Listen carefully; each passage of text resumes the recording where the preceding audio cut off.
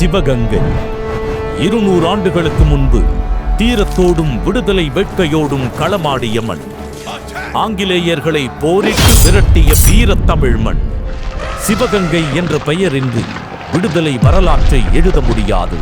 ஆங்கிலேயர்களுக்கு எதிராக போரிட்டு உயிர் நீத்த சிவகங்கை சீமையின் மன்னர் முத்துவடுகநாதர் இன்று வரை மக்களால் போற்றப்பட்டு வருகிறார். அவர் வழிவந்த வேலுநாச்சியார், மருது பாண்டியர்கள், குயிலி என தொடர்ந்து அந்நிய ஆதிக்கத்தை எதிர்த்த மண் சிவகங்கை. இந்திய துணை கண்டத்தின் வரலாறு தமிழ்நாட்டிலிருந்துதான் தொடங்குகிறது என்பதற்கு சான்றாக விளங்குகிறது கீழடி. கீழடி எனும் இந்த ஒற்றை சொல்தான் உலகத் தமிழர்களை ஒன்றிணைத்தது. அதன் எதிரொலியாகத்தான் கீழடி அருங்காட்சியகத்தை கடந்த 2 ஆண்டுகளில் மட்டும் 6 லட்சம் பேர் பார்வையிட்டுள்ளனர். தொன்மை சிறப்பும் வரலாற்று பெருமையும் மிக்க சிவகங்கை மாவட்டத்திற்கு வருகை புரிந்திருக்கும் நம் திராவிட மாடல் அரசின் மாண்புமிகு முதலமைச்சர் திரு முத்துவேல் கருணாநிதி ஸ்டாலின் அவர்களை வாஞ்சையுடன் வரவேற்கிறோம். நம் மாண்புமிகு தமிழ்நாடு முதலமைச்சர் அவர்கள் ஆட்சி பொறுப்பேற்ற 3 ஆண்டுகளில் எண்ணிலடங்கா திட்டங்களை செயல்படுத்தி வருகிறார். சிவகங்கை மாவட்டத்தில் மட்டும் மகளிரின் உழைப்பை அங்கீகரிக்கும் கலைஞர் மகளிர் உரிமை திட்டத்தின் கீழ் 2,38,428 குடும்ப தலைவிகளுக்கு மாதம் தோறும் 1000 ரூபாய், மாணவிகளின் உயர்கல்விக்கு உதவும் புதுமை பெண் திட்டத்தின் கீழ் 7,210 மாணவியருக்கு மாதம் தோறும் 1000 ரூபாய், மாணவர்களின் உயர்கல்விக்கு துணை நிற்கும் தமிழ் புதல்வன் திட்டத்தின் கீழ் 6,076 மாணவர்களுக்கு மாதம் தோறும் 1000 ரூபாய், மகளிருக்கு பொருளாதார வெளிச்சம் தரும் விடியல் பயண திட்டத்தில் 8.3 கோடி பயணங்கள், குழந்தைகள் களைப்பின்றி கல்வி பயில உதவும் முதலமைச்சரின் காலை உணவு திட்டத்தில் நாளொன்றுக்கு 36,829 மாணவர்கள் பயன், மக்கள் நலம் காக்கும் மக்களை தேடி மருத்துவம் திட்டத்தில் 12,95,524 பயனாளிகள், உலகை வெல்லும் இளைய தமிழகத்தை உருவாக்கும்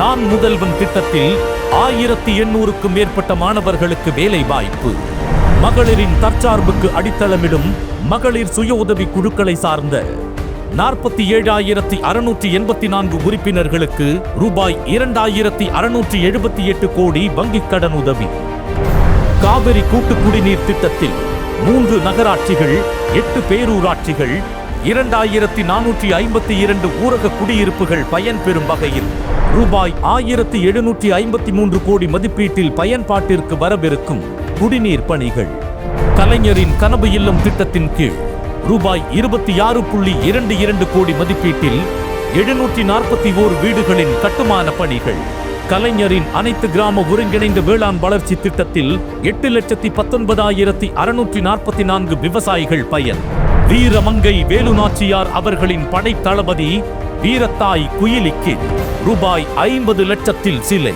வீரமிகு மருது பாண்டியர்களுக்கு சென்னை காந்தி மண்டபத்தில் சிலை, சுதந்திர போராட்டத்தில் ஈடுபட்ட வாளுக்கு வேலி அம்பலத்திற்கு ரூபாய் 50 லட்சம் செலவில் சிலை திறப்பு.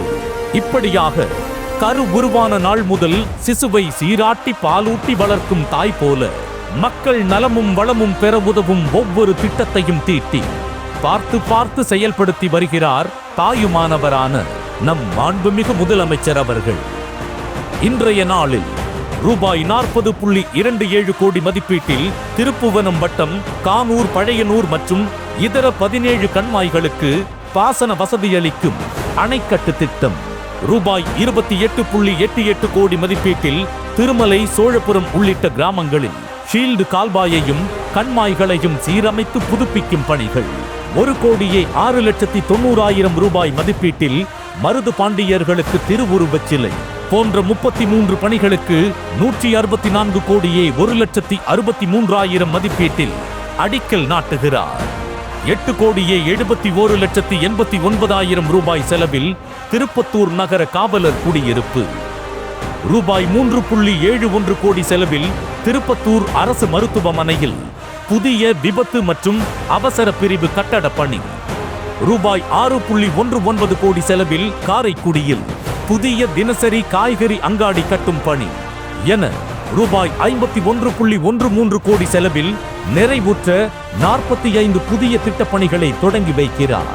53,039 பயனாளிகளுக்கு 161 கோடியே 11,41,874 ரூபாய் மதிப்பீட்டிலான நலத்திட்ட உதவிகளை வழங்குகிறார்.